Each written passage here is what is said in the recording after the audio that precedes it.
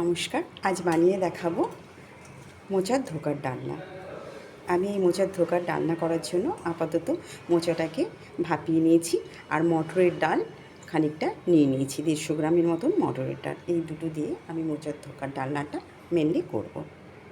আমি প্রথমে একটি মিক্সি জারের মাধ্যমে ডাল আর মোচাটাকে বেটে নেব।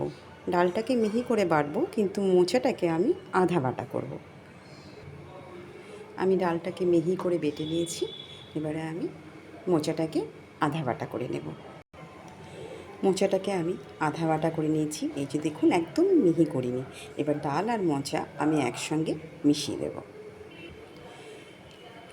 আমি মোচাটাকে ডালের মধ্যে মিশিয়ে দিচ্ছি।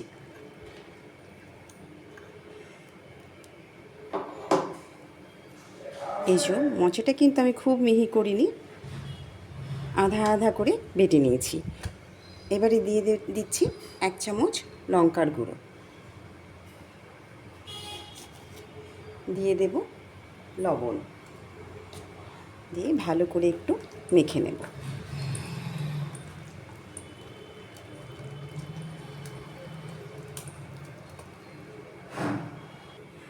এবার দিয়ে দিচ্ছি 1 চামচ চিনি, তাহলে বড়টার টেস্ট খুব ভালো হবে। কড়াইতে তেল দিয়েছি, তেল গরম হয়ে গেছে। এবার আমি মোচা আর ডাল বেটে যে মিশিয়ে নেওয়া সেটা আমি বড়া করে দেখাচ্ছি।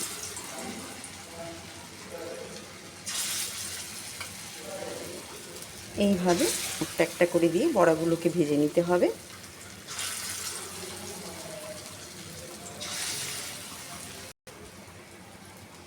আমি অল্প অল্প করে বড়াগুলো ভেজে নিচ্ছি। বড়াগুলো আমি উল্টে দেবো আস্তে আস্তে। বড়ার একটা পিঠ ভাজা হয়ে গেছে, আর একটা পিঠ একই রকমভাবে ভেজে নেব।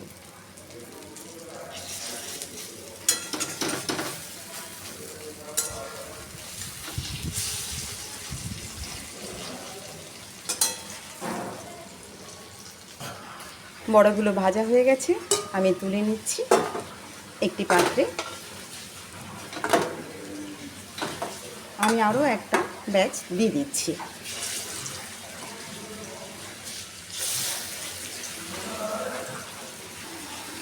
আমি একবার বলে দিচ্ছি যে বড়াগুলো কিন্তু কম আঁচে ভাজতে হবে, তা না হলে বড়ার ভেতরগুলো কিন্তু সেদ্ধ হবে না। আমি কিন্তু আঁচটাকে কমিয়ে নিয়ে বড়াগুলো ভাজছি।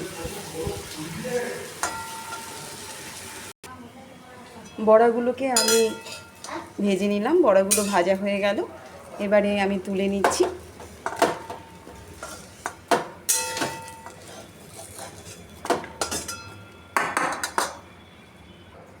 ওই একই কড়াইতে আমি আরও খানিকটা তেল দিয়ে দিলাম। তেল গরম হয়ে গেছে, আমি 1/2 চামচের মতন গোটা জিরে দিয়ে দিলাম ফোড়নে,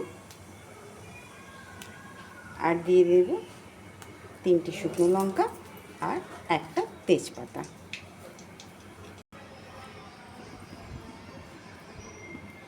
দিয়ে দিচ্ছি 1/2 চামচের মতন হিং।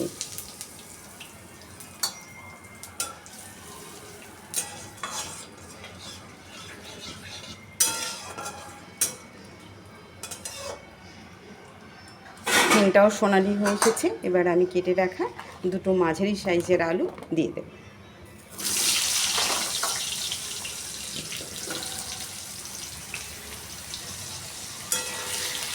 আলুটাকে একদম লাল করে ভেজে নেব।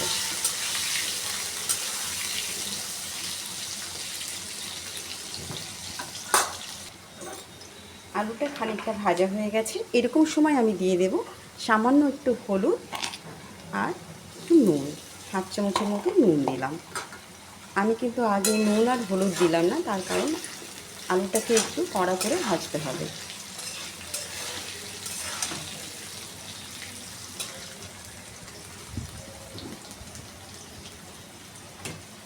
আলুটা লাল করে ভাজা হয়ে গেছে, এরকম সময় আমি 3টে কাঁচা লঙ্কা ফাটিয়ে দিয়ে দিচ্ছি, আর দেব একটা ছোট টমেটো।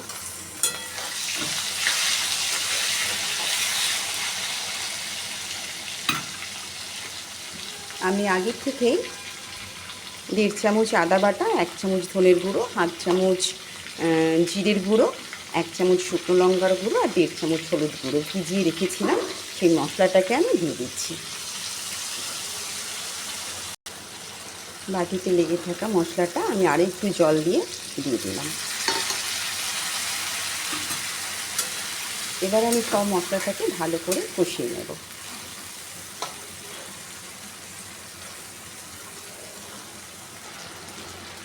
আলুর সাথে মশলাটা একদম কষানো হয়ে গেছে। এই যে দেখুন তেল ছাড়তে শুরু করে দিয়েছে। এরকম অবস্থায় আমি করে রাখা গরম জল দিয়ে দিচ্ছি। জলটা একটু বেশি দিতে হবে,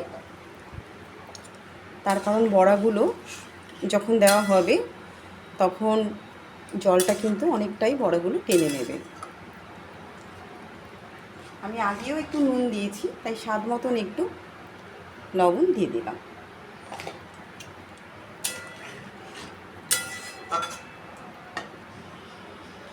আলুটা সিদ্ধ হওয়ার জন্য আমি একটা ঢাকনা দিয়ে ঢেকে দিচ্ছি। ঢাকনাটা তুলে দেখছি আলুটা সিদ্ধ হয়ে গেছে। ঝোলের পরিমাপটা কিন্তু এতটাই থাকবে। এই যে আলুটাও খুব ভালো সিদ্ধ হয়ে গেছে।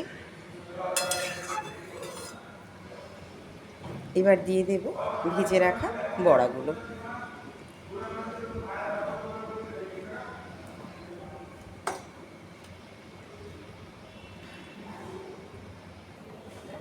এবারে আমি দিয়ে দেব 1 চামচের মতন চিনি। নিরামিষ তরকারিতে একটু মিষ্টি মিষ্টি হলেই খেতে ভালো লাগে। আর তাছাড়া যেহেতু ধোকার ডালনা, একটু মিষ্টি তো দিতেই হবে। আমি গরম মশলা আর ঘিটা দেবো না, খুব গরম পড়েছে, ঘি গরম মশলাটাকে আমি স্কিপ করে গেলাম। আপনারা ঘি গরম মশলা দিয়ে এই ধোকার ডালনাটা বানিয়ে নেবেন চাইলে।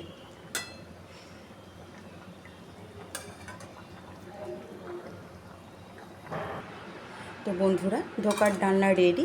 তো এই এত সহজ করে একটা নিরামিষ রেসিপি আমি দেখিয়ে দিলাম, মোচার ধোকার ডালনা। এইভাবে বানিয়ে নেবেন। আর আমার রেসিপি ভালো লাগলে চ্যানেলটিকে সাবস্ক্রাইব করুন, লাইক করুন, কমেন্ট করুন আর শেয়ার করতে ভুলবেন না। ভালো থাকবেন।